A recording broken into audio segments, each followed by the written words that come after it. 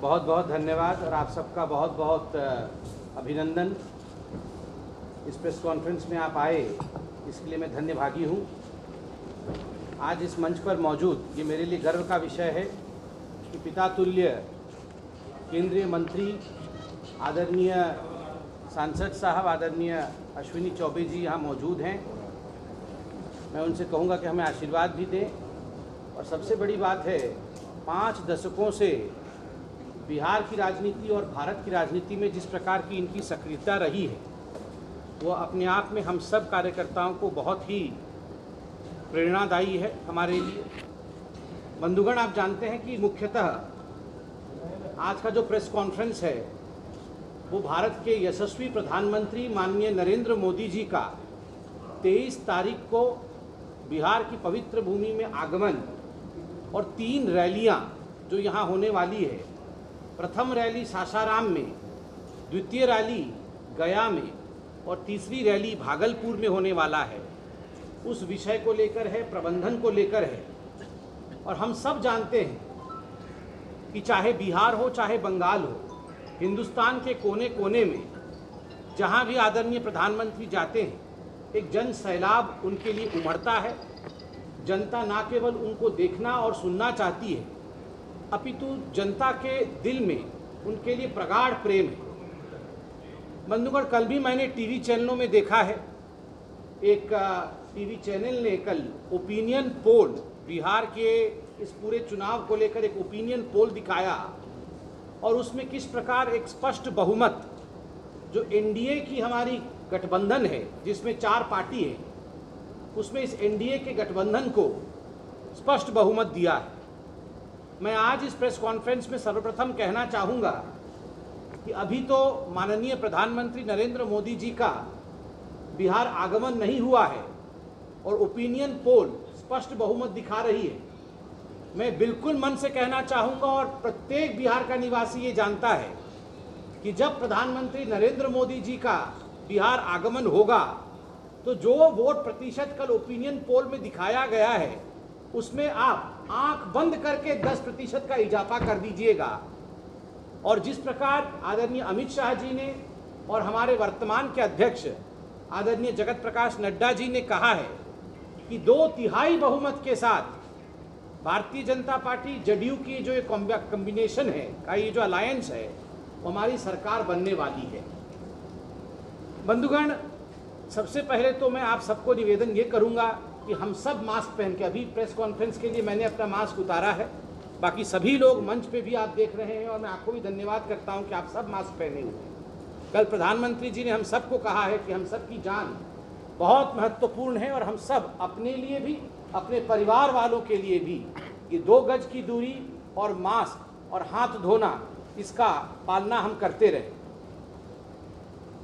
2-3 विषय हैं उसको समाप्त करूंगा, माननीय मंत्री जी उसके बाद बोलेंगे। मैं कल सुन रहा था कि जो हमारे विपक्षी हैं वो हम पे प्रहार कर रहे हैं। वैसे तो अपने पहले ही प्रेस कॉन्फ्रेंस में मैंने कहा था कि जहाँ तक बिहार के चुनाव का सवाल है, नीतीश वर्सेस हु, कौन है नीतीश जी के सामने? एक तरफ नरेंद्र मोदी जी का पूरे राष्ट्र का नेतृत्व और बिहार में नीतीश जी का सुशासन, उसके खिलाफ कोई नेतृत्व दिखता नहीं। अभी मंत्री जी भी मुझे रास्ते में बता रहे थे कि देखिए, जहाँ तक आरजेडी का सवाल है, तेजस्वी जी का सवाल है, अभी उनको परिपक्व होने में और समझने में कि राजनीति क्या होती है, वो तो अभी अपने पिता के छांव से निकले भी नहीं। फोटो हटा दिया है क्योंकि वो जानते हैं कि अगर फोटो रहेगा उस फोटो के नीचे उनको वोट नहीं मिलने वाला है। फोटो हटा दिया है मगर फिर भी अभी परिपक्व होने में, राजनीति को समझने में बहुत समय लगने वाला है। तो एक तरफ परिपक्वता है और दूसरी तरफ अपरिपक्वता है। एक तरफ विकास है तो दूसरी तरफ भ्रष्टाचार है। एक तरफ नरेंद्र मोदी और नीतीश जी का कॉम्बिनेशन है तो दूसरी तरफ माले, कांग्रेस और ये जो आरजेडी है, इनका कॉम्बिनेशन, ये नक्सल को बढ़ाने वाले, उग्रवाद को बढ़ाने वाले, इसका कॉम्बिनेशन। किस किस प्रकार के लोगों को टिकट दिया जा रहा है? एक ऐसे व्यक्ति को टिकट दिया गया जो दिल्ली में, आप याद करिए, जेएनयू से लेकर एएमयू तक जिन्ना का जिसने समर्थन किया, और तो और मैंने अभी पता लगाया है, और आप लोग मुझे ठीक करिएगा अगर मैं गलत बोल रहा हूं, आफ्ताब आलम उसको टिकट दिया गया, और जब वो नॉमिनेशन भर्ती करने गया उसको वहीं गिरफ्तार किया गया नॉमिनेशन के समय। आप बताइए, जो बॉम्ब ब्लास्ट के आरोपी हैं उनको टिकट दिया जाता है, और जो जिन्ना को अपना सर्वस्व मानते हैं उनको टिकट दिया जाता है। क्या ऐसे लोग आगे बढ़ सकते हैं? देखिए बंधुगण, जहां तक आरोप का सवाल है, एक मैं कहूँगा इस प्रकार से बरगलाने की कोशिश की जा रही है दूसरे पार्टी द्वारा कि हम आएंगे तो 10 लाख नौकरी दे देंगे। अरे भैया, वो 25 साल हमने देखे हैं, 15 साल आपके और 10 साल कांग्रेस पार्टी, आज कांग्रेस और आप मिलकर चुनाव लड़ रहे हैं। वो 25 साल में कितनी नौकरियां दी थी? किडनैपिंग इंडस्ट्री एक खोला था आपने, भ्रष्टाचार की इंडस्ट्री खोली थी आपने, वो घोटाले, अलकतरा घोटाला, मेरी जवानी यहीं बीती, मैं जानता हूं। उस समय हम लोग छोटे छोटे थे तो अलकतरा घोटाला और चारा घोटाले के विषय में हम बात करते थे। घोटाले की ये पवित्र भूमि को आपने घोटाले की भूमि बना के रखी थी, और आज आप कह रहे हैं कि 10 लाख नौकरी देंगे। मैं कहना चाहता हूं 1990 से 2005 तक मात्र 95,000 नौकरी देने का काम आपके सरकार ने किया था। मगर सुशासन के अंतर्गत, सुशासन बाबू के राज के अंतर्गत 2005 से 2020 तक 6.5 लाख नौकरी दिया गया है, और जहां तक शिक्षकों का संबंध है 3.5 लाख शिक्षकों को नियोजित जो शिक्षक थे उनकी बहाली हुई है। तो जो संख्या आप बता रहे हैं उससे अधिक संख्या की नौकरी तो हमारे सरकार ने, जो एनडीए की सरकार है बिहार में, वो अब तक दे चुकी है।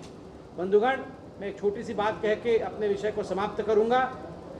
अब याद करिए, जब लालू प्रसाद यादव जी का शासन, कुशासन यहाँ होता था, लालू जी भी इसको सुन रहे होंगे, आप बताइए किस प्रकार नौकरी के लिए 2 या 4 बीघा जमीन ये लेते थे। 2-4 बीघा जमीन लेकर नौकरी दी जाएगी ये आश्वासन देते थे। कितनी जमीन इस प्रकार इन लोगों ने, इस परिवार ने हड़पा है, ये आपने और हमने देखा है। ये फिर से जमीन हड़पन योजना का अनाउंसमेंट किया है आरजेडी। ये जो 10 लाख नौकरी देने की बात कर रहे हैं ये कुछ नहीं। मैं बिहार की जनता को कहना चाहता हूं, ईडी ने इनकी जमीन जब्त की है। एक ही परिवार में जितनी जमीन थी, एक ही परिवार के पास मॉल भी इनका, जमीन भी इनका, फार्म हाउस दिल्ली में इनका, सब कुछ एक परिवार के पास। और जब ये भ्रष्टाचार और घोटाले की सारी बातें सामने आई, तब इन्होंने, इनकी जमीनें जब्त हुई है। किस प्रकार नया जमीन खड़ा किया जाए, किस प्रकार जमीन फिर से हड़पा जाए, इसलिए यहाँ भोले भाले नौजवानों को बरगलाने की कोशिश की जा रही है। जाति के नाम पे, धर्म के नाम पे, जमीन के नाम पे फिर से 2-4 बीघा जमीन सबसे ले लेकर अपनी संपत्ति बढ़ाएंगे। मगर मैं कहना चाहता हूं, इनकी ना तो राजनीतिक जमीन है, और ये जमीन घोटाला भी अब के नौजवान इस बार बिहार में होने नहीं देंगे। मैं इतना ही कह के अपनी बात को समाप्त करता हूं। बहुत सारे डेवलपमेंट के विषय हैं, किंतु मैं चाहता हूं कि अब मंत्री जी आपको संबोधित करें और आगे के विषय को वो बढ़ाएं। धन्यवाद। लेकिन अभी तक रैलियों में भाजपा जदयू के नेता एक साथ, किसने कहा? अरे हम लोग एक रैली नहीं, अनेक रैली कर रहे हैं, और आ रहे हैं हमारे प्रधानमंत्री जी, आप देखिएगा।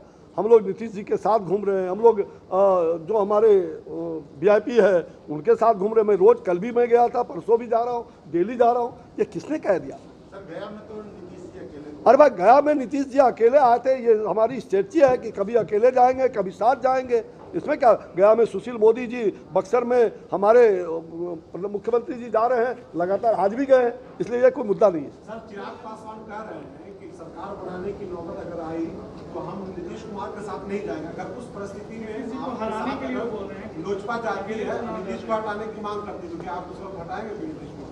देखिए, जब दोनों ही ने, आदरणीय मंत्री जी ने और हमने भी, और हमसे पहले दिल्ली में आदरणीय जगत प्रकाश नड्डा जी ने और अमित शाह जी ने बड़े स्पष्टतम रूप से कहा है कि 3/4 बहुमत के साथ हमारी सरकार बन रही है, तो इसमें किसी प्रकार का संशय क्यों रह जाता है। और ये सारे ओपिनियन पोल्स भी अब दिखाने लगे हैं कि हमारी सरकार बन रही, तो किसी के मन में इस प्रकार का संशय नहीं रहना चाहिए, और इफ और बट करके सवाल जवाब नहीं होना चाहिए। सरकार हमारी बनेगी और सुशासन ही आएगा। चेयरमैन का बात कर, ओपिनियन पोल का बात कर रहे हैं, इसमें ग्रोथ तेजस्वी यादव का ज़्यादा दिखाया गया। कौन सा ग्रोथ? ग्रोथ दिखाया गया ना, उसमें दिखाया गया भ्रष्टाचार का बहुत ग्रोथ हुआ है उनके फैमिली के बीच।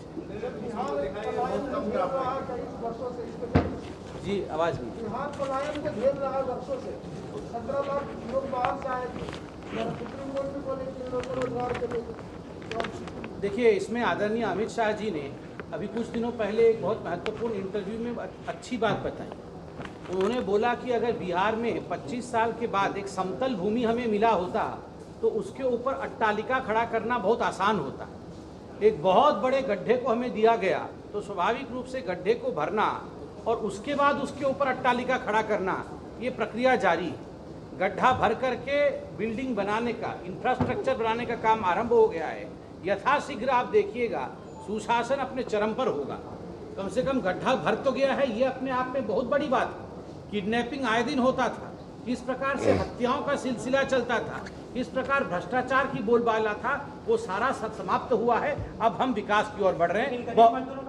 बहुत बहुत धन्यवाद। मुझे लगता है 2 जगह और हमारे अभी प्रेस कॉन्फ्रेंस है, आप ही लोग रहेंगे वहाँ पर भी, वहाँ आपका भाई सवाल पूछेंगे, जवाब देंगे। बीजेपी के कैंडिडेट जहाँ जा रहे हैं वहाँ पर विरोध ज्यादा हो रहा है, ऐसा क्यों? क्या जी? नहीं। कौन कहा आपको? जैसे यही में देखा मैं 70 कॉन्स्टिट्यूंसी से लौट के आया हूँ, 70 जगह से। मैं 70 जगह, मैं थोड़ी दलील करने वाला राजनीतिक कार्यकर्ता नहीं हूँ। ये जिसने भी प्रचार दुष्प्रचार किया है उनको पूरी तरह से उनके गले में ये हड्डी होगा, काम करेगा, और वैसे लोगों के दांत टूट जाएंगे, दांत झड़ जाएगा, लूज मोशन होना शुरू हो गया है, और आगे आप चिंता मत करिए। चलिए।